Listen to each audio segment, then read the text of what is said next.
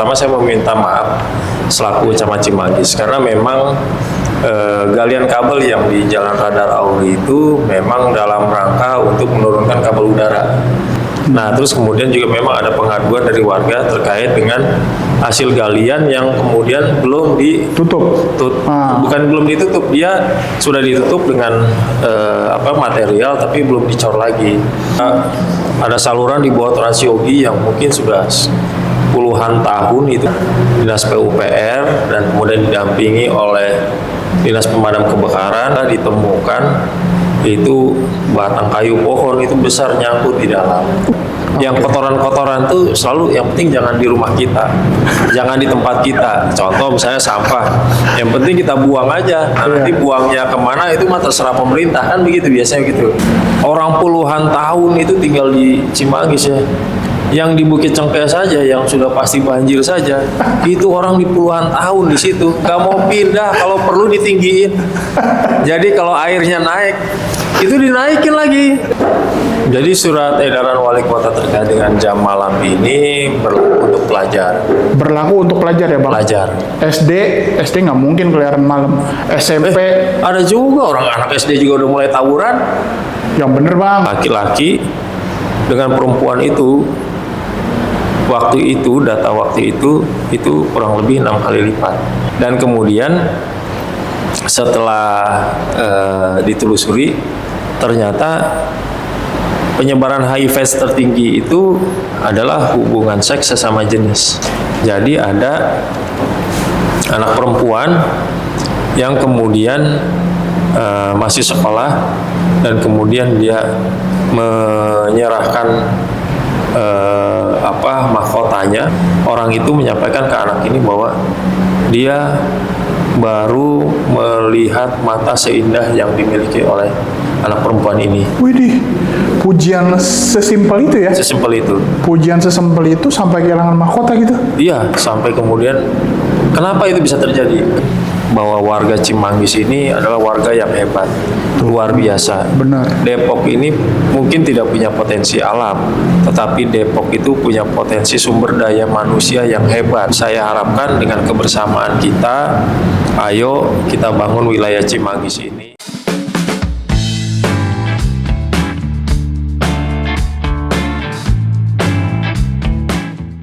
Oke, selamat malam rekan-rekan dari Gede Kreatif. Assalamualaikum warahmatullahi wabarakatuh. Nah, hari ini kita mau ngobrol sama Camat Cimanggis. Namanya Rahmat Maulana, AKE Pace. Pace. Kenapa Pace? Saya juga nggak tahu. Kayaknya dari Papua atau gimana nih kan dulu. Nah, jadi beliau ini tugasnya adalah membawahi 1, 2, 3, 4, 5, 6 kelurahan. Yang pertama Cisalak Pasar, Curug, Harjamukti, Makarsari, Pasir Gunung Selatan, dan Tugu. Ini dia orang nomor 1 di Pemda Depoknya. Perwakilan dari Pemda Depok untuk mengurusi beberapa kelurahan tersebut ya. Oke Bang, sehat Bang? Alhamdulillah sehat. Nggak usah kenalan lah ya, semua orang tinggal cari di Wikipedia namanya Abang itu siapa, latar belakangnya apa. Yang saya tanya dulu, Abang dinas di mana nih sebelum jadi Camat Cimanggis? Oke, pertama mungkin harus diklarifikasi dulu. Jadi justru banyak orang nggak kenal saya. Jadi terima kasih nih Gede Kreatif ngundang kita itu. Ya mungkin sekaligus perkenalan di dunia maya ya. Perkenalan di dunia maya. Karena saya baru 3 bulan kan. Oh, baru 3 bulan Bang? Baru 3 bulan. Oke. Jadi memang masih baru dan mungkin belum juga sempat menyapa warga di Kecamatan Cimanggis gitu ya. Artinya ya ini adalah salah satu bagaimana kita untuk bisa berkomunikasi ya dengan warga. Tadi udah disampaikan Cimanggis itu punya 6 kelurahan dan kelurahan ini salah satunya adalah Kelurahan Tugu yang jumlah penduduknya terbesar ya. Pernah se-Indonesia katanya? Se-Indonesia dan pernah se-Asia Tenggara. Kata Pak Lurah. Lurahnya sakti. Betul. Ya. Pokoknya beliau dengan kesaktiannya memimpin 125.000 warga. Apa kabar Bang Sakti? Iya. Jadi sebelum saya di kecamatan, saya di DP3 AP2KB. Panjang apaan Bang? Nah, jadi DP3 AP2KB itu dinas pemberdayaan perempuan, perlindungan anak, pengendalian penduduk dan keluarga berencana. Jadi di situ tuh ada 2 kementerian ya, Kementerian PPPA artinya pemberdayaan perempuan dan perlindungan anak, sama BKKBN. Betul, BKKBN. Pengendalian penduduk dan keluarga berencana, biasanya orang lebih kenalnya terkait dengan stunting. Stunting, oke. Kalau Bang Dika udah pasti lolos dari stunting. Karena kriterianya sehat banget. Alias gemuk. Kan saya ngomongnya sehat banget. Iya, Ya, bener bang, bener. Nggak boleh serius kalau di sini bang. Iya, harus bener. bercanda. Oke. Saya juga termasuk yang sehat agak banget kayaknya. Oh enggak lah. Kalau saya overweight. Selama 3 bulan ini gimana bang? Kesibukannya apa nih? Udah keliling semua atau masih lebih suka di area kantor apa keliling-kelilingnya ini sekarang? Kesibukan utama apa nih? Ya pertama memang harus banyak juga memetakan kondisi di wilayah, terus kemudian bersilaturahmi dengan warga karena memang sifatnya kita kewilayahan. Jadi saya berusaha semaksimal mungkin untuk setiap hari itu kunjungan ke wilayah. Oh, gitu. Dan biasanya memang ada beberapa yang kasus-kasus yang mungkin yang perlu kita segera untuk tindak lanjuti, terutama terkait dengan keluhan-keluhan maupun pengaduan-pengaduan. Karena memang sekarang dengan dunia yang serba digital dan terbuka, masyarakat bisa menyampaikan apapun gitu ya. Nah itu kita mencoba untuk merespon gitu ya. Apa yang menjadi keluhan, apa yang menjadi pertanyaan, semaksimal mungkin bisa kita dengarkan terlebih dahulu dan kemudian coba kita jawab gitu ya. Tapi komunikasinya itu via Palura apa langsung ke abang langsung? Banyak hal, bisa melalui Palura, bisa melalui IG ya. IG? Ya, IG kita punya IG Kecamatan Cimanggis kan. Oh, oke. Nah, atau kemudian ada juga yang mungkin melalui Pak RT atau warga Japri ke kita. Nah, itu kita coba berusaha merespon. Wih, berarti kuotanya gede banget ya. Kuota HP-nya beratus-ratus giga ini. Wih. Sama. Oh, sama ya? Sama ya, oke. Kan sama, kuota mah sama aja, yang penting cukup lah. Oke, kita mau bahas beberapa hal bang yang di wilayah Cimanggis ya. Yang pertama saya mau bahas tentang infrastruktur dan kemacetan bang. Iya. Kemarin cukup rame kasus galian di Radar Auri. Wah, abang udah tahu tuh. Itu bagaimana ceritanya kok sampai kemana-mana ya? Itu apa ada hal-hal yang rencana jangka panjang harus diberesin supaya itu tuh nggak terjadi keluhan yang macet kan itu kan? Iya. Atau gimana sih kronologi utamanya dulu situ bang? Oke, pertama kepada seluruh warga Kecamatan Cimanggis ya. Pertama saya mau minta maaf selaku Camat Cimanggis karena memang galian kabel yang di Jalan Radar Auri itu memang dalam rangka untuk menurunkan kabel udara. Jadi kita lihat sepanjang Jalan Radar Auri itu banyak tiang-tiang yang dipasang kabel FO fiber optik punya teman-teman operator. Oke. Nah, itu kan kemudian kabel itu kan jadi semrawut lah. Di atas ya? Di Bang? atas. Oke. Nah, itu Pak Wali Kota meminta untuk para operator itu menurunkan kabel udaranya sehingga kemudian menjadi lebih rapi dan estetika gitu. Jadi nanti yang sekarang yang dibangun itu adalah baru salurannya, jadi digali terus kemudian dimasukkan kayak apa pipa yang warna kuning itu. Nah nanti setelah tersambung itu baru kemudian kabel yang di atas dipasang ke bawah. Nah yang di atas nanti diputus dan tiang-tiangnya dicabut. Jadi kumpulan tiang-tiang yang suka kita lihat banyak itu kan juga mengganggu juga sebenarnya. Nah nanti itu akan dicabut gitu. Cakep sih, cakep itu kalau terjadi kayak di mana ya? Sebenarnya itu sudah dilakukan di beberapa titik, salah satunya Margonda.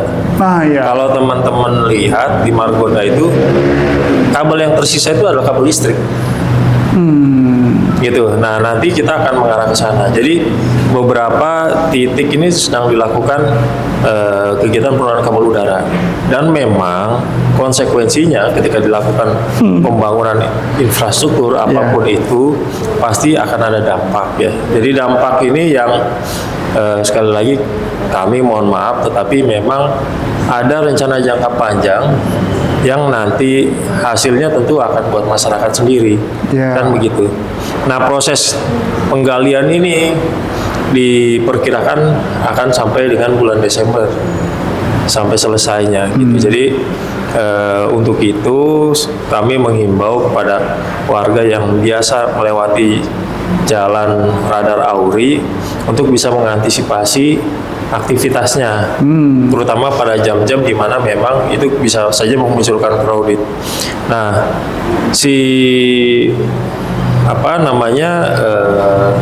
operator ini juga atau kontraktor yang mengerjakan semaksimal mungkin berusaha untuk bisa memitigasi. Contoh misalkan kemarin terjadi kemacetan di simpang yang arah ke Pasar Cisalak itu, nah itu crowded utama di situ.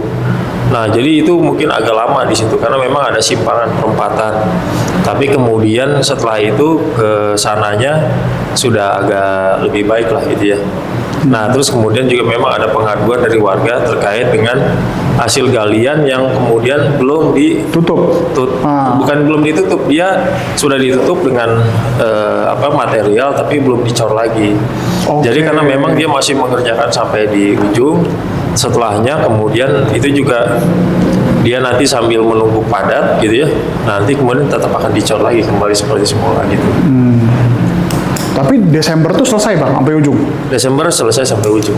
Dari apa yang timeline yang disampaikan oleh pelaksana pekerjaan. Nggak ada rencana untuk dibikin non di atas gitu, di bawah semua. Karena tubuh bagus nih Bang kalau dibikin kayak gitu. Iya, tentu kan teman-teman dari PUPR itu akan melihat sisi mana yang akan dilakukan intervensi ya. Yang saat ini yang untuk Cimanggis itu adanya di Jalan Radar Auri. Di Cimanggis sendiri jumlah penduduk terbanyak Tugu, di sini Tugu. Kalau kita bicara Tugu itu Bang, secara infrastruktur sih kayaknya normal sih Bang. Cuman yang nggak normal itu di Tugu adalah macet dan banjir Bang. Jadi kalau kita ngomong banjir sama macet nih di Tugu ya atau di wilayah yang lain ini cukup masif nih. Sama kemarin itu juga di wilayah Raffles Hills ya Bang. Itu juga banjir ya itu. Banjir atau apa? Ada penggalian di Raffles Hills sama pengerukan sedimen itu Bang. Sedimentasi itu gimana ceritanya itu Bang? Iya. Jadi kebetulan pas tanggal 6 Juli itu hujan besar, nah terus kemudian terjadi banjir. Nah pada saat itu kita kemudian saya dengan Pak Lurah, Pak LPM Harjamukti waktu itu malam itu kita keliling coba mencari ini aliran airnya dari mana. Nah kita kemuaranya itu kan ada di Waduk Buperta Cimanggis, ya kan, Waduk Buperta Cibubur itu. Nah air itu mengalirnya ke sana. Terus kemudian kita lihat lagi aliran dari situ ke atas. Nah, salah satu yang waktu itu banjir itu adalah di Blok E Raffles Hill. Nah, dari Blok E Raffles Hill itu juga di atasnya ada Puri Sriwedari. Ya kan? Nah, aliran air yang di depan Raffles Hill itu juga itu kan mengarah ke Kali Sunter. Itu melewati crossingan di bawah Jalan Transyogi. Nah, itu ada saluran di bawah Transyogi yang mungkin sudah puluhan tahun itu kita belum cek sebenarnya di situ itu seperti apa. Nah, waktu itu Pak Wakil Wali Kota meninjau, itu kita kemudian Pak Wakil Wali Kota memerintahkan Dinas PUPR dan kemudian didampingi oleh Dinas Pemadam Kebakaran itu ngecek, dan hasilnya itu adalah ditemukan itu batang kayu pohon itu besar nyangkut di dalam. Ya, jadi ternyata itu pun kita belum sampai kedalaman sekali ya, karena ternyata makin ke sana tuh makin menyempit. Nah, itu yang mungkin secara jangka panjang itu harus dilakukan intervensi sih. Karena menurut teman-teman PUPR memang untuk menyelesaikan persoalan banjir itu memang harus dimulai dari muara. Jadi dari muara kita tarik ke atas runtutannya gitu ya. Dan sebenarnya sangat kompleks juga karena terkait juga dengan warga-warga sekitar saluran juga yang membuat misalkan saluran itu menjadi menyempit, ya kan. Kemudian ada saluran-saluran yang harusnya terbuka itu ditutup dengan mungkin corak, sehingga kemudian di bawahnya kita nggak tahu ini apa terjadi sedimentasi atau sumbatan-sumbatan gitu. Ya memang kalau dilihat tuh kalau ngomongin banjir nih kayak mesti ada sosialisasi buat teman-teman setiap RT, lurah, ini mesti gencar kayak tiap hari kayak gini nih. Terutama di tempat saya nih Bang, Tugu kemarin banjir luar biasa Bang. Nah ini kita lihat nih. Oh iya. Ini hasil dari, ini raflesil ya. Oh iya betul. Di depannya ini salurannya. Nah ini diambil dari dalam nih. Tuh. Besar ini. Ini mah bukan ranting, ini pohon. Pohon memang. Sampahnya juga. Gitu. Gila. Kalau lihat gambarnya serem guys. Ini teman-teman yang PU ya. Ini teman-teman ini kita masuk ke dalam. Nah ini airnya terus nih bonggolnya seperti di sini. Gitu. Ini diangkutin semua. Wow. Gitu. Ya ini yang raflesil ya guys. Ya. Jadi kasus raflesil ini sebenarnya kayak sumbatan airnya gede gara-gara ada pohon nyangkut sebenarnya di situ ya. Sebenarnya kita mungkin di dalam ya Lebih banyak lagi. Lebih banyak lagi. Ya, karena memang itu sudah lama gitu. Jadi kalau kita mau intervensi dan jalur Transyogi itu kan jalur nasional ya. Jadi kita harus berkoordinasi juga dengan Kementerian PU pusat gitu. Oke, nah kalau wilayah yang lain nggak ada Bang? Kalau wilayah saya Tugu mah nggak usah ditanya Bang, pusat air Bang. Hujan banjir. Saya juga bingung itu gimana cara nyelesainya. Kadang-kadang kita juga ya yang di ujung jalan Bukit Cengkeh itu tuh sana itu adalah saya pikir muaranya air itu Bang. Itu solusinya saya juga bingung, kayaknya udah di gimana coba deh apa tanggapnya sih, kok bingung terus gimana itu. Jadi memang tadi sebelum kita mulai podcast ini juga kita udah ngobrol bahwa air itu akan mengalir secara alamiah ke daerah yang lebih rendah. Betul. Nah, Bukit Cengkeh itu memang daerah paling rendahnya. Jadi airnya memang pasti akan ke situ. Bahkan kalau dulu saya ingat waktu Kalilaya jebol itu di atas, saya juga sampai kita berada di Kalilaya, kita ngelihat ke bawah jauh banget itu. Jadi luar biasa, titik rendahnya tuh benar-benar luar biasa air ngumpul. Kalilaya itu kompleks saya bawahnya Bang. Kalilaya itu kompleks saya bawahnya, saya juga bingung mau gimana. Tapi waktu itu jebol PUPR datang. Kan itu jebol 2 kali. Iya, udah Bang. diperbaiki, hujan lagi jebol lagi, terus diperbaiki lagi. Saya ingat banget itu kita. Tapi Abang waktu itu belum jadi camat Cimanggis kan itu? Belum itu kan kejadian tahun Parah itu lama Bang. banget. Itu kejadian, kalau itu saya bisa terima karena rumah kebanjiran masuk air. Wah, ini kenapa nih ternyata jebol.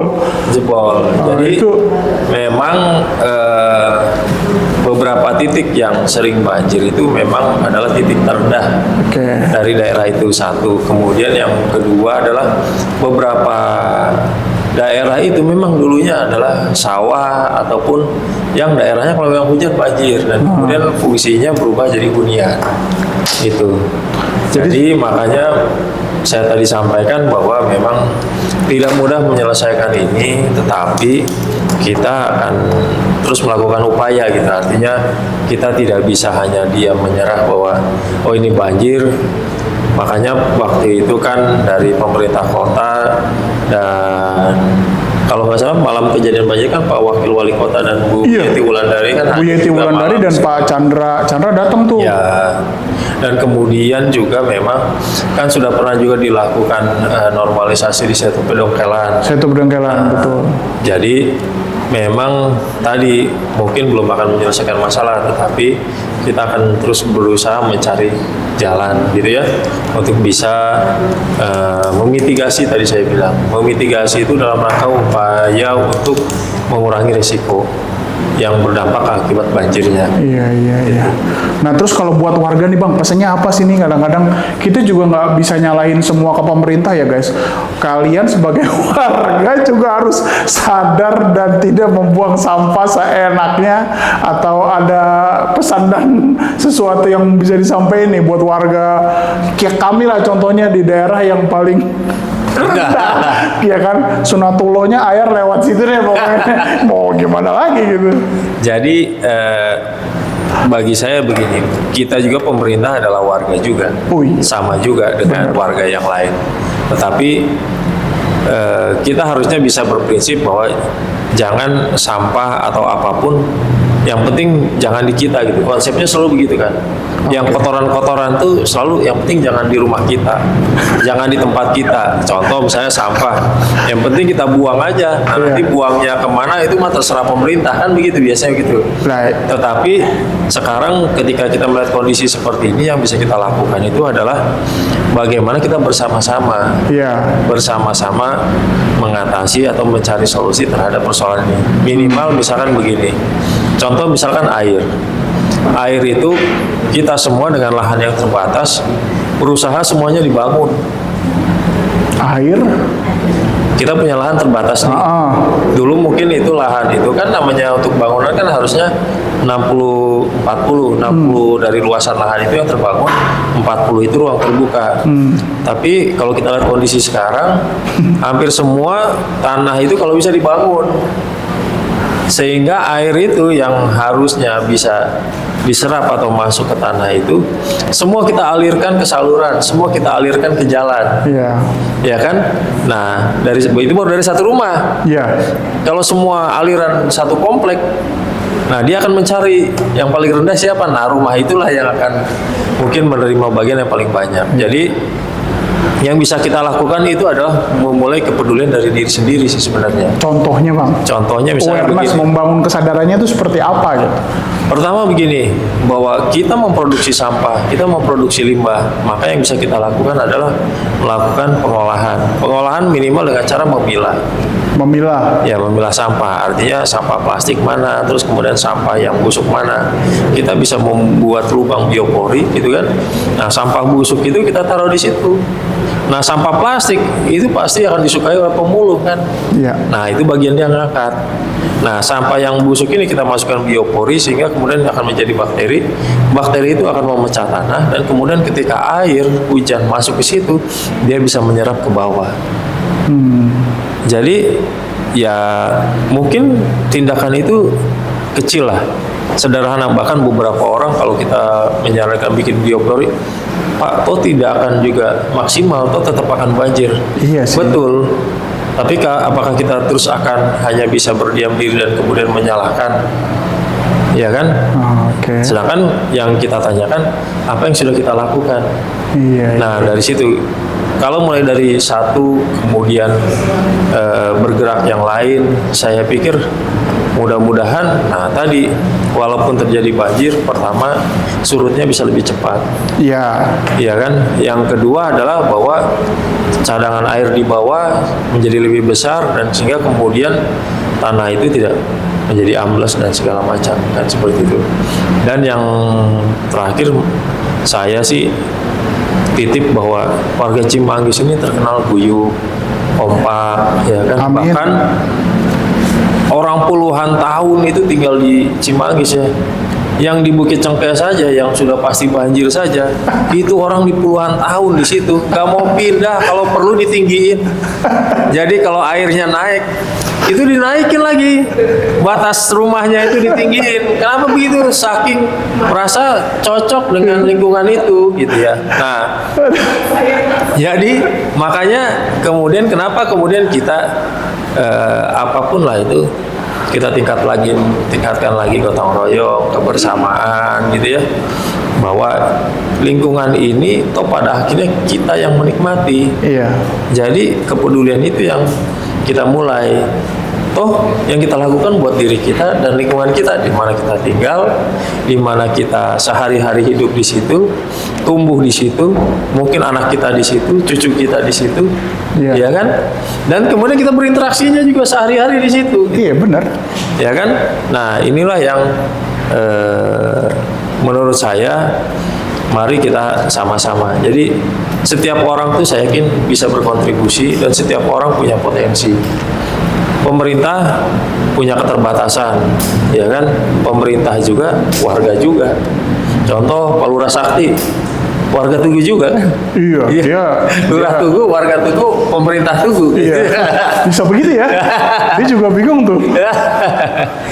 Anak kampung sini. Akamsi. Itu dia benar-benar Akamsi tuh Bang Tugu. Iya, Bang Tugu, Bang Sakti itu. Aduh. Ya emang ya susah sih, kadang-kadang juga kita nggak memungkiri bahwa bicara sampah ini yang produksi juga nggak peduli kadang-kadang Bang. Iya. Dia yang produksi, dia yang nggak peduli sendiri. Iya. Ya memang susah sih, saya juga belum pernah sih milah sampah di rumah sendiri.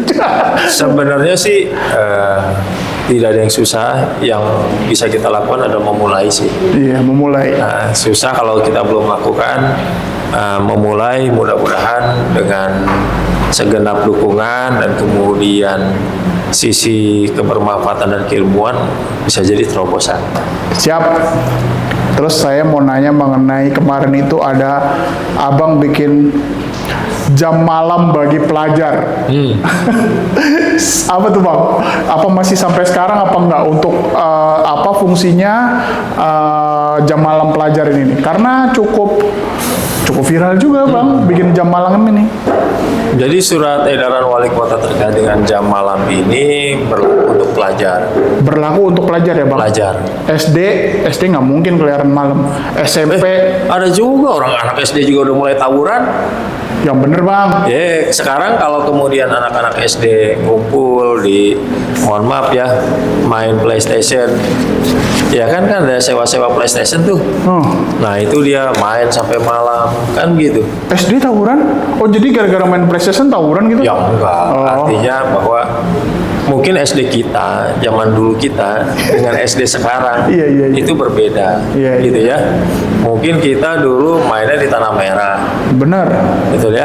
Kalau anak-anak sekarang mainnya online, FF, apa game online segala macam gitu ya.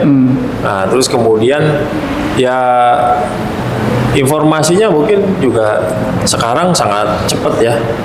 Jadi kita lihat bahwa beberapa kasus anak SD sudah mulai melakukan tawuran, bully segala macam. Bully ya.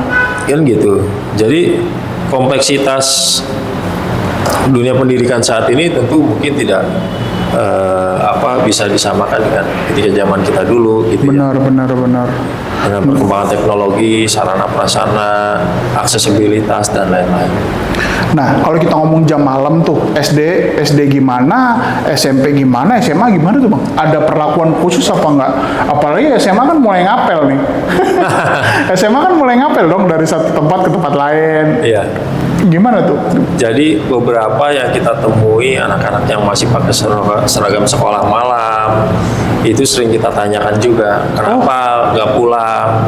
Kebanyakan juga menjawab bahwa dia nggak pernah ditanya, atau orang tua mungkin bisa juga nggak peduli dia mau pulang atau nggak pulang, sehingga kemudian dia merasa bahwa ya udah saya bebas-bebas saja. Nah, edaran jam malam itu dalam rangka tadi bahwa tugas fungsi utama mereka itu adalah belajar. Betul. Jadi ketika sudah jam 9 malam diharapkan mereka sudah di rumah, kemudian istirahat. Nah, harapannya besok mereka bisa ke sekolah itu dengan kondisi segar, belajar dengan bisa konsentrasi, ya kan, sehingga kemudian tujuan mereka belajar dan memahami keilmuan itu bisa mereka dapatkan. Tapi kalau mereka begadang sampai malam, terus masih nongkrong, terus tiba-tiba ada kejadian, kita sering lihat tengah malam misalkan naik motor dibegal, atau kemudian ada anak nongkrong tiba-tiba diserang. Nah itu yang kita hindari. Ketika mereka ada di rumah kan tentu dalam pengawasan orang tua, kan begitu ya. Harapannya dengan surat edaran ini orang tua juga bisa memonitor anaknya bahwa mereka itu dilarang keluar setelah jam 9 malam, kan begitu. Jadi kita sama-sama menjaga anak-anak kita. Jangan sampai misalkan kejadian yang mengakibatkan meninggal atau korban jiwa itu padahal mereka punya masa depan. Anak yang nggak salah pakai seragam masih malam-malam jalan, tiba-tiba ada dari sekolah lain yang mungkin salah sasaran, akhirnya timbul korban jiwa. Itu yang kita hindari sebenarnya. Tapi kejadiannya malam tuh Bang. Pernah ada kejadian nggak di warga Cimanggis sendiri di tempat Abang nih? Saat ini laporan yang di kita sih belum ada. Justru makanya dengan surat edaran Wali Kota Depok itu kita harapkan anak-anak kita bisa kita jaga, mereka bisa bersekolah dengan baik, tumbuh dan berkembang sesuai dengan usianya, sehingga kemudian doa dan harapan orang tua terhadap anak itu bisa terwujud. Setiap orang tua pasti pengen anaknya sehat. Setiap orang tua pasti pengen anaknya sukses. Benar. Betul ya? Nah, Benar. tugas kita menjaga ke sana. Gitu. Nanti mereka toh akan menjadi orang-orang dewasa yang bisa mengambil keputusannya sendiri. Tetapi kan ketika mereka masih sekolah, maka tanggung jawab itu ada pada kita, pada orang tua, pada pemerintah, pada sekolah, gitu, dan lingkungan yang menjaga. Benar. Ya itu bisa dibilang tuh mengekang sih, tapi ya ada baiknya juga kan. Kalau tapi sebenarnya ada komplain nggak sih dari warga sendiri? Wah, saya nggak bisa nih lebih dari jam 9 malam, kan mungkin ada yang les sampai jam 10 gitu kan. Tapi masa iya ya ada orang les sampai jam 10 malam, ada nggak sih Bang? Wah, ada dong, masa les sampai jam 10. Guru lesnya kasihan juga kan, butuh istirahat juga. Iya kan, siapa tahu dia ada komplain apa gitu. Oke, nah ini ada hal menarik juga dari Abang. Bisa bicara itu mengenai parenting ayah. Ini Abang juga nih, isunya tuh parenting ayah tuh. Jadi saya jarang tuh ngelihat pemimpin itu bilang katanya bapaknya juga harus parenting nih, jangan maknya doang. Nah ini kan apa mungkin lebih takut sama bapaknya daripada maknya apa gimana gitu Bang? Coba ceritain dah, ini hal yang mungkin harus kita expose juga gitu. Tanggung jawabnya ini bapaknya juga harus punya peran parenting bapak nih, mungkin cerita dong Bang. Ya kebetulan saya bersama istri dikaruniai 4 orang anak. Oke. 2 perempuan dan 2 laki-laki. Nah, selama ini memang yang saya pahami adalah tugas ayah itu adalah mencari nafkah. Ya, cari duit. Cari duit, pokoknya duit udah dicari, diberikan ke istri, maka tugas tanggung jawab kita selesai. Itu nggak sih? Benar. Ya. Apa namanya? Harfiah. Secara harfiah. Secara harfiah. Nah, ternyata tadi kita lihat bahwa semakin ke sini ternyata persoalan itu menjadi ya semakin kompleks dan tidak mudah juga. Beberapa kasus ketika kita ke wilayah gitu ke teman-teman atau menyapa warga gitu, kita temukan bahwa angka HIV/AIDS naik. HIV/AIDS naik? Nah, itu yang tertinggi data waktu itu kita dapat dari Komisi AIDS Kota Depok gitu ya. Itu adalah laki-laki. Wow. Nah, laki-laki dengan perempuan itu data waktu itu kurang lebih 6 kali lipat. Laki-laki kena 6 kali lipat. Ya, usianya dibandingkan perempuan. Usianya rentang ya di usia-usia produktif lah. Dan kemudian setelah ditelusuri ternyata penyebaran HIV tertinggi itu adalah hubungan seks sesama jenis. Wih, kaget. Depok nih ya?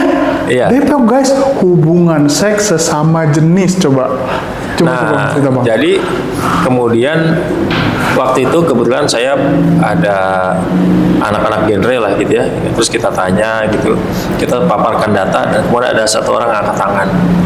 Pak, saya mau cerita ya. Jadi teman saya itu dulu normal, suka dengan perempuan, terus kemudian ya entah mungkin putus, kecewa dan sebagainya macam. Kemudian ternyata dia jadi terlibat penyuka sesama jenis lah. Nah kemudian kok bisa dia suka sesama jenis? Mungkin setelah ditanya, ditelusuri segala macam, salah satu penyebabnya itu adalah dia tidak dekat dengan ayahnya karena dia tinggal dengan neneknya. Oke. Artinya memang contoh laki-laki seperti apa itu sebenarnya yang punya tanggung jawab mengajarkan itu kepada anak adalah ayahnya. Ayahnya. Gitu. Jadi misalkan begini, kalau misalkan kita punya anak jatuh main sepeda, kalau ibunya yang ngajarin pas anaknya jatuh nangis, kira-kira respon ibunya gimana?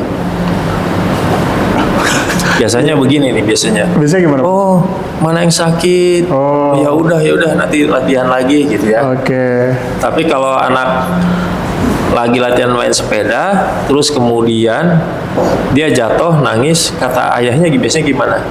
Diterusin aja, jatuh aja lagi terus ya kan? Ya udahlah, biasa aja, ya udah latihan lagi. Nah, artinya ada cara pengasuhan yang berbeda, dan mengasuh anak itu tanggung jawab siapa? Ibu dan bapak. Ya orang tua kan? Orang tua. Orang tua itu ada ayah dan Ibu. Berarti bukan cuma ibu aja kan? Nah, itulah yang kemudian kenapa kita menggerakkan untuk parenting ayah. Kita juga mengundang tokoh parenting itu Ayah Irwan dan menyampaikan bahwa memang Indonesia krisis fatherless. Iya. Gitu ya. Jadi ayah mungkin fokus untuk mencari nafkah, kemudian pulang lelah, sehingga kemudian anak mau main juga karena ayahnya itu sudah tidak punya energi, sudah capek, akhirnya emosi. Anak yang saat itu pengen menyambut ayahnya, pengen main, sudah ngebayangin dia akan nungguin ayahnya, tapi kemudian ayahnya marah sehingga dia kecewa, dia nangis, akhirnya karena itu sering dilakukan, akhirnya dia udah nggak mau pengen main dengan ayahnya. Karena ayah begitu capek kan pengen istirahat. Iya. Karena dia harus berpikir besok lagi dia harus berjuang lagi melawan kemacetan, melawan tumpukan pekerjaan. Nah, itulah kemudian itu siklusnya berulang. Maka buat para ayah yang perlu kita lakukan itu adalah jangan menyisakan waktu atau waktu yang tersisa itu untuk main anak, tetapi luangkanlah waktu untuk beraktivitas dengan anak. Kalau kita meluangkan waktu, maka kita akan menyiapkan waktu itu. Ya. Tapi kalau hanya waktu tersisa, ya udah, akhirnya kita juga mungkin mainnya sambil ogah-ogahan, gitu kan. Nah, padahal anak pada saat itu mungkin butuh apresiasi, butuh dukungan, support, mungkin juga butuh pujian. Ada satu cerita yang selalu disampaikan oleh Ayah Irwan yang saya sangat ingat itu. Jadi ada anak perempuan yang kemudian masih sekolah dan kemudian dia menyerahkan mahkotanya kepada orang yang tidak dikenal. Itu gara-gara hanya karena dia menyampaikan bahwa orang itu menyampaikan ke anak ini bahwa dia baru melihat mata seindah yang dimiliki oleh anak perempuan ini. Widih, pujian sesimpel itu ya? Sesimpel itu. Pujian sesimpel itu sampai kehilangan mahkota gitu? Iya, sampai kemudian kenapa itu bisa terjadi? Karena ternyata dia belum pernah dipuji oleh laki-laki. Wih, sesepele itu ya? Seharusnya kan yang memberikan pujian dia entah princess, dia entah wanita tercantik. Laki-laki pertama harusnya dengarnya dari bapaknya, ayahnya. Ya, nah, itu adalah salah satu anak remaja yang memang waktu itu oleh Ayah Irwan dilakukan terapi lah, dia cerita, makanya kemudian itu disampaikan. Nah, hal-hal inilah yang kita pengen jangan sampai ini terjadi, bahwa betul tanggung jawab ayah berat, tetapi anak-anak juga butuh pengasuhan dari ayahnya gitu. Itu sih. Ya, ini yang saya juga praktekkan. Jadi saya juga di DP3P2KB itulah saya dapat ilmunya. Saya coba praktekkan. Jangan sampai nanti anak-anak kita besar tanpa punya memori dengan ayahnya, karena ayahnya bekerja dari subuh sampai malam, terus kemudian ketika libur ayahnya pengen beristirahat dengan menyalurkan hobi tanpa melibatkan anaknya, sehingga kemudian tiba-tiba dia besar dan sepanjang dia hidup sampai besarnya itu tidak ada sosok ayah di dalam cerita itu. Fatherless. Ya kan, waktu terus berlalu, Ya. tidak mungkin kembali lagi, ya kan, dan anak-anak akan terus tumbuh. Nah, tinggal kembali kepada kita, bagaimana kita bisa membuat cerita dengan mereka. Komunikasinya kali Bang, kadang-kadang ada gap nih, anak usia level SMA, SMP, kayak lebih nurut sama temennya daripada sama bapaknya sih. Maksudnya Ya. kalau dikasih masukan tuh keren kalau dari temen, kalau dari orang tua tuh nggak keren. Mungkin Ya. sosok fatherless ini ya gap kali ya. Ya. Gue gimana? Gue mau ngomong anak gimana? Contohnya gampang deh. Kita kan tadi ngomong bicara kehilangan mahkota dan lain-lain. Ya. Pendidikan seks pada anak juga setiap orang tua tuh takut gitu kalau buat ngomong. Ya. Mungkin ya. Ya. Kalau menurut saya nggak semua orang tua tuh oh ya udah mau ngerokok, mari kita merokok bareng misalnya gitu Ya, kan. ya. Mau ke tempat hiburan malam ya udah ayo saya kasih tahu nih tempat hiburan malam begini. Ya. Ya kan dan begini dan mungkin orang tua yang kayak gitu tuh ya 20% doang kali satu lingkungan yang saya pernah kenal ya tahu ya. Ya. Malah anaknya nggak ada yang macem-macem, malah dia nggak mau, wah ternyata ngerokok nggak enak. Oh, mungkin ya maaf ya yang perokok, mungkin pergi ke klub malam tuh cuman sesaat doang, habis itu masalahnya muncul lagi ternyata gitu loh. Jadi gimana ya melakukan gap itu supaya lebih putus gitu. Capek kerja, terus anak mau main, tapi kita sendiri bingung mau ngomongnya apa. Mungkin ada pelatihan kah dari kecamatan yang bener-bener pelatihannya tuh yang sampai datang ke kelurahan. Mungkin kalau kecamatan ini kelurahan deh, dari kelurahan mungkin nanti ada bapak-bapak yang datang atau nanti dikumpulin di suatu lapangan besar mungkin. Ini loh parenting kayak gini, free gratis atau gimana gitu Bang. Iya. Pertama, bahwa kita tidak bisa memilih kita lahir dari orang tua yang mana. Dan kita pasti akan punya pengalaman didikan dari orang tua kita. Benar. Itu secara mungkin ini akan mempengaruhi cara kita mendidik anak kita. Ya. Jadi dulu kita diasuh oleh orang tua kita seperti apa. Nah, kemudian didikan orang tua itu biasanya akan mempengaruhi cara kita mendidik anak kita. Benar. Nah, makanya yang perlu dilakukan adalah bahwa kita sebagai orang tua juga harus belajar. Iya. Belajar bagaimana cara mengkomunikasikan dengan anak, belajar bagaimana kita bisa mendidik anak itu mungkin pola dan caranya berbeda dengan dulu cara orang tua kita. Karena kalau tidak belajar, maka kita akan melakukan hal yang serupa yang dilakukan oleh orang tua kepada kita. Lari kayaknya anaknya Bang. Kalau bener loh. Kalau Iya. zaman kita ya, Iya, benar. pukul bener Iya. gitu kan. Nggak ada cerita apa ya. Kalau sekarang lari ya nah ya. Masih kabur karena udah ada ojek online, tinggal pesen keluar, udah gitu banyak besti-besti kan. Kalau kita dulu mana ada ojek online, kabur pun kita bingung mau kemana kan gitu, balik lagi wah kena lagi kan, Kena lagi. tapi kabur kita juga bingung gitu ya. Nah, artinya bahwa orang tua dan anak harus sama-sama belajar. Jadi bagaimana kita memahami pertumbuhan mereka kalau kita tidak menemani mereka dalam perjalanannya.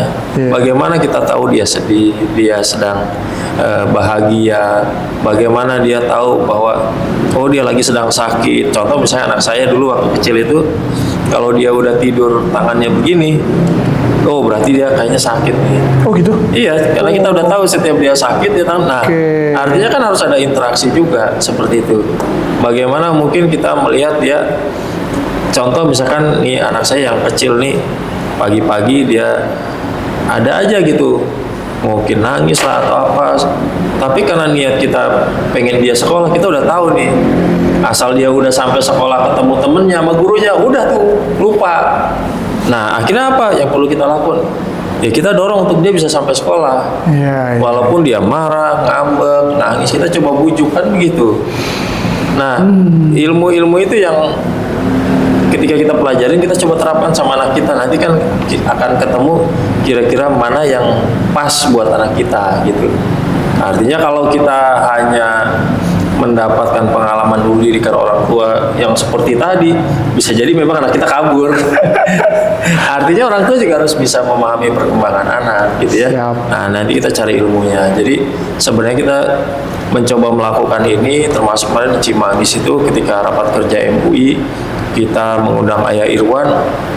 Nah itu kita sampaikan, karena memang MUI rata-rata pengurusnya bapak-bapak. Nah itu disampaikan seperti itu. Terus kita juga pernah mengundang Ustadz Benri di wali kota gitu ya, bahwa penting bahwa laki-laki itu ketika dia mengetahui goalsnya, dia akan berjuang dengan luar biasa gitu. Dia akan sangat fokus dengan urusan dia gitu ya, dia tidak akan terpecah-pecah. Nah ketika dia mengetahui pentingnya parenting ayah, bagaimana parenting ayah ini bisa kemudian membuat anaknya lebih hebat, bagaimana pengasuhan ayah ini membuat anaknya lebih confident gitu ya. Nah, dia pasti akan lebih memiliki dorongan yang kuat untuk bisa tadi menjaga anaknya, mendampingi anaknya, memastikan anaknya sesuai dengan yang diharapkan, mungkin juga sesuai dengan impian dan cita-citanya. Karena ayah itulah pelindung keluarga, dia yang penjaga utama, ya kan? Mungkin selama ini fokusnya dia tadi mencari nafkah, tapi ketika kemudian dia mendapatkan ilmu, pengetahuan yang membuat dia merasa bahwa oh ternyata tidak hanya terkait dengan tanggung jawab materi saja, ya kan? Karena ya tadi bahwa anak ini waktunya terus akan berjalan, dia terus akan tumbuh dan dia akan semakin besar. Nah pertanyaannya, kita ada di dalamnya nggak? Seberapa lama kita meluangkan waktu di situ, ya kan? Seberapa sering kita bermain, berinteraksi, belajar bersama dengan anak kita? Karena dia pada akhirnya juga nanti akan besar, tumbuh, berkembang, dan dia akan pisah dengan kita. Ya. Mungkin dia akan kuliah di luar, mungkin dia akan menikah. Selesai. Tanggung jawab kita sebagian di situ. Ketika anak itu sudah berkeluarga. Tapi ini nggak ada kaitannya sama orang tua yang divorce kan Bang? Orang tua divorce, apa ya kayaknya pengaruh juga nggak sih yang zaman sekarang? Tapi kan saya juga kontra ya, saya nanya, saya jawab sendiri. Tapi kan ada juga yang orang tua itu, orang tua yang divorce pun juga ada yang baik-baik juga ya, maksudnya pengasuhan anak bareng-bareng. Apakah tingkat kenakalan anak lah, khususnya Abang yang di Cimanggis ini atau pernah pengalaman ini, ngaruh banget nggak sih orang tua divorce itu? Setiap orang punya pengalaman tadi. Terus kemudian kembali bahwa kita tidak bisa menyalahkan keadaan. Ketika kita dilahirkan dari orang tua yang miskin atau orang tua yang kaya, orang tua yang terpisah ataupun orang tua yang utuh sampai selesai, itu akan menjadi pengalaman dan pasti akan mempengaruhi cara kita. Tetapi bagaimana kita mencari ilmu untuk bisa menjadi lebih baik, itulah yang akan mengubahnya.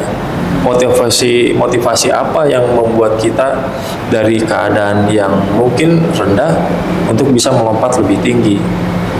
Kita bisa bicara bahwa sekarang kita nggak mampu, tapi ketika kita punya mimpi, kita belajar dan berusaha, jangan lupa berdoa, insya Allah Allah akan memberikan jalan, kan itu yang bisa dilakukan. Mantap. Siap. Wah, nih kita udah ngomongin parenting ayah nih, keren nih.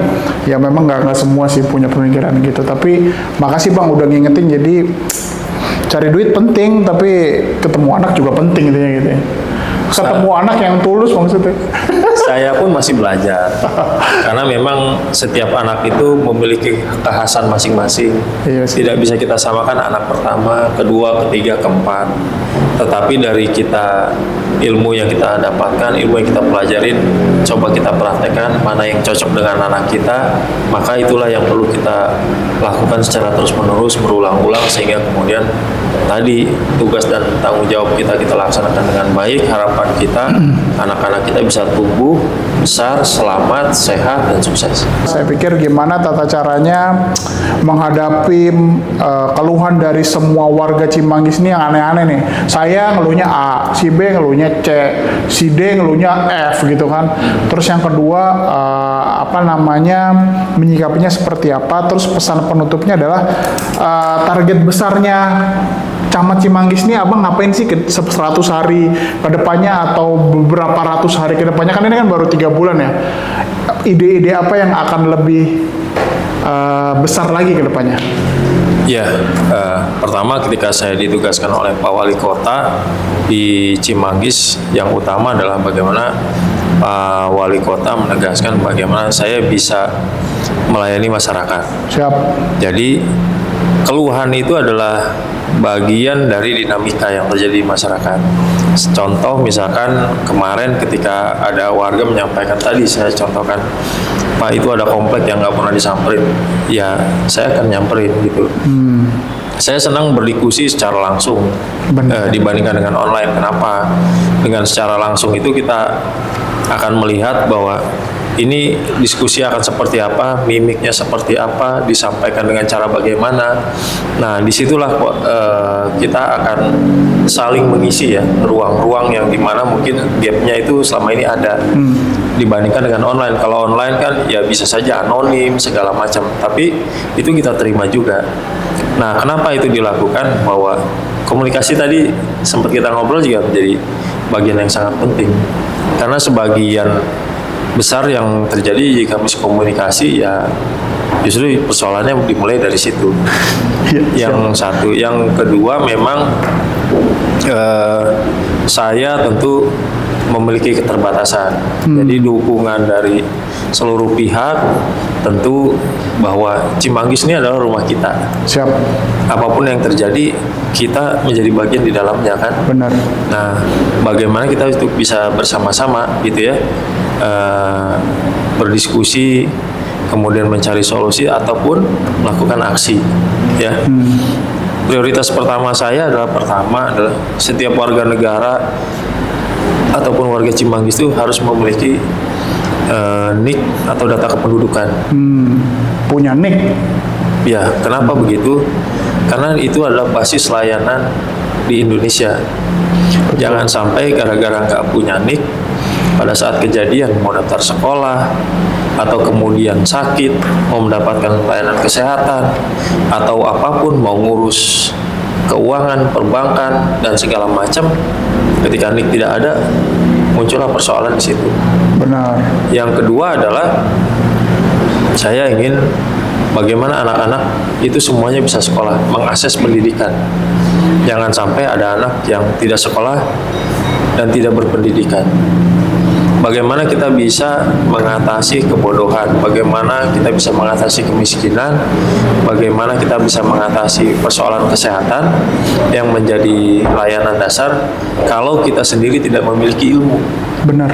Jadi saya berusaha bagaimana anak-anak ini dibekali dengan ilmu yang kuat sehingga kemudian dia bisa menjadi solusi bagi mungkin orang tuanya yang dulu nggak sempat sekolah, nggak sempat berpendidikan, sehingga kemudian berpenghasilan rendah, bahkan mengalami kemiskinan, tidak bisa mengakses kesehatan. Tapi dengan dia belajar bersungguh-sungguh, kemudian dia menjadi orang yang pintar, berprestasi, sehingga dia mendapatkan pekerjaan yang layak, bahkan dia sanggup berkompetensi untuk menjadi direktur ataupun pengusaha, dia menghasilkan ekonomi yang kuat, dia bisa membantu keluarganya. Bang Pace ini tidak ada jarak antara kami dan abang. Jadi kadang-kadang pemimpin tuh berjarak gitu bang. Kalau abang ini nggak berjarak gitu. Saya aja yang ya warga siapa sih saya, orang yang ya bukan siapa-siapa lah di salah satu kelurahannya abang, warga lagi di Tugu doang. Jadi merasa dekat. Itu yang saya terima kasih sama abang. Pokoknya yang pertama itu. Yang kedua adalah mungkin kedepannya kita harus sering ngobrol mengenai hal-hal yang bisa dibilang kayak tadi bang, seru tuh ngomong parenting. Parenting itu kurang kayaknya kalau di kita nih. Jadi orang itu suka, kalau kata orang Rusia itu lali bang. lupa cari duit mulu ya kan, cari duit mulu, lupa punya anak di rumah ya kan. Yang ketiga adalah guys, jadi masalah banjir dikerjain satu-satu masalahnya ya kan. Emang banjir nih masalah lah, terutama saya yang ada di wilayah Tugu nih, emang tanahnya air ya, tempat lewatnya air, jadi nanti satu-satu diberesin kok. Mungkin ada kata-kata terakhir bang, atau udah kita tutup? Pertama tentu saya berterima kasih sudah diundang di Gidea Channel ini. Ya. Terus yang kedua tentu saya manusia biasa, Iya, Bang. gitu ya. Saya juga memiliki keterbatasan dan belum sempurna, dan banyak persoalan-persoalan yang belum saya selesaikan, dan mungkin bisa jadi tidak mampu saya selesaikan. Tetapi saya yakin bahwa warga Cimanggis ini adalah warga yang hebat, luar biasa. Benar. Depok ini mungkin tidak punya potensi alam, tetapi Depok itu punya potensi sumber daya manusia yang hebat. Itu adanya di Depok. Amin. Orang-orang hebat itu ada di Depok. Orang-orang terkenal ada di Depok. Orang-orang pintar ada di Depok.